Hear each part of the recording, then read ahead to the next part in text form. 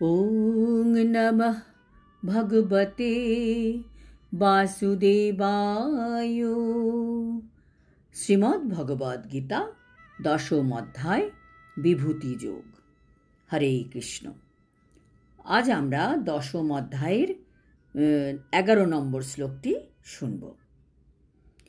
তেষামেব অনুকম্পার্থম অহম অজ্ঞানজম তমঃ নাশয়ামি আত্মভাবস্থ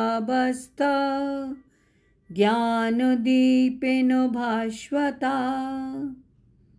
অনুবাদ: তাদের প্রতি অনুগ্রহ করার জন্য আমি তাদের হৃদয়ে অবস্থিত হয়ে উজ্জ্বল জ্ঞানরূপ প্রদীপের দ্বারা অজ্ঞানজনিত অন্ধকার নাশ করি। তাৎপর্য: ভগবান বলছেন যে যারা এইভাবে আমার জন্য কাজ করছে, আমার সেবা করছে, আমার বাণী প্রচার করছে, আমাকে স্মরণ করছে, আমি তাদের প্রতি কৃতজ্ঞ হয়ে যাই। ভগবানের অনেক অনেক গুণ, সেই অনেক অনেক গুণাবলীর মধ্যে একটি হচ্ছে ভগবান খুব কৃতজ্ঞ। যে ভগবানের জন্য সামান্য করে, ভগবান তার জন্য খুব সন্তুষ্ট হয়ে যান। তখন তিনি সুযোগ খোঁজেন যে আমি কখন ভক্তের সেবা করব। এইভাবে একটা কম্পিটিশন চলে। ভক্ত চায় ভগবানের সেবা করতে, আর ভগবান চান ভক্তের সেবা করতে। কনিষ্ঠ ভক্তের স্তরে যখন আমরা থাকি, তখন আমরা খুশি হই যে ভগবান আমাকে কত কিছু দিচ্ছেন, আমার মনের বাসনা খুব তাড়াতাড়ি সব পুড়িয়ে দিচ্ছেন। কিন্তু যারা শুদ্ধ ভক্ত, তারা ভগবানকে সুযোগ দেন না সেবা করার, কারণ তারা ভগবানের কাছে কিছুই চান না। তারা সব রকম কামনা বাসনার ঊর্ধ্বে উঠে গেছেন। তারা মনে রাখেন ভগবান হচ্ছেন প্রভু, আর আমি হচ্ছি তার দাস। কাজেই দাস হয়ে কিভাবে প্রভুর কাছ থেকে সেবা নেব? ভগবান তখন ভাবেন, তাহলে এই শুদ্ধ ভক্তদের জন্য আমি এখন কি করতে পারি? তখন তিনি তাদের হৃদয়ে অবস্থান করে জ্ঞানের আলো জ্বেলে দেন, আর ভগবান সেই আলোর দ্বারা তাদের মনের সব অজ্ঞানতা জনিত অন্ধকার দূর করে দেন।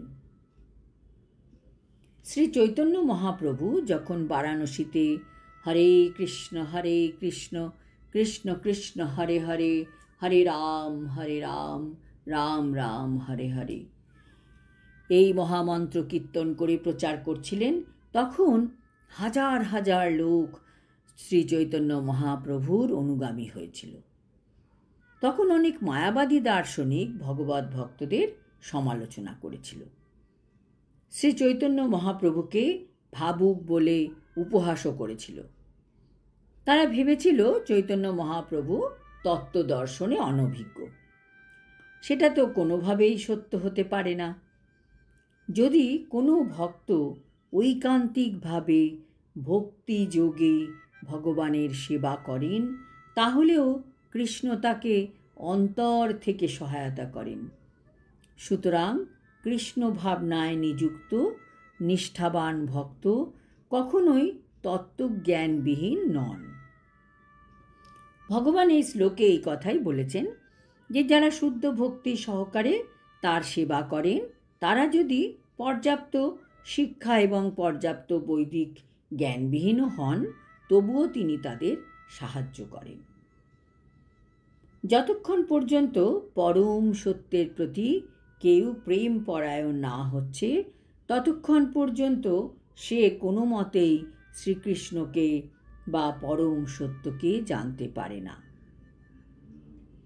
ভক্তিযোগে সেবার মাধ্যমেই ভগবানকে সন্তুষ্ট করা যায়, এবং ভগবানও তার অচিন্ত শক্তির প্রভাবে শুদ্ধ ভক্তের হৃদয়ে নিজেকে প্রকাশিত করেন।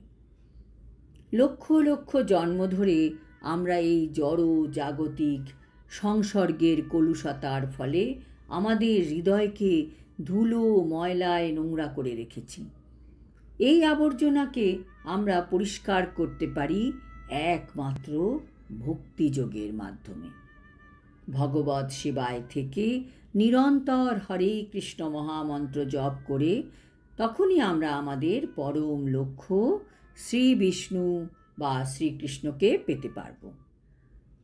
জীবন ধারণের জন্য যা প্রয়োজন, যা আবশ্যক, তার জন্য শুদ্ধ ভক্ত কোনো টেনশন করেন না, কারণ তার মধ্যে তার সেই অজ্ঞানতা নেই। ভগবান তো তার ভক্তের ভক্তিযুক্ত সেবায় অতি প্রসন্ন। এটি ভগবদ্ গীতার শিক্ষার সারমর্ম।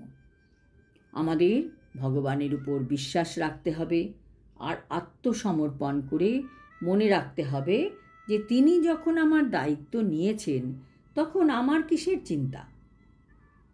আজ এখানেই শেষ করছি। আগামী পর্বে আমরা 12 আর 13 নম্বর শ্লোক দুটি শুনব। এই দুই শ্লোকে অর্জুন তার নিজের উপলব্ধির কথা আমাদের জানাবেন।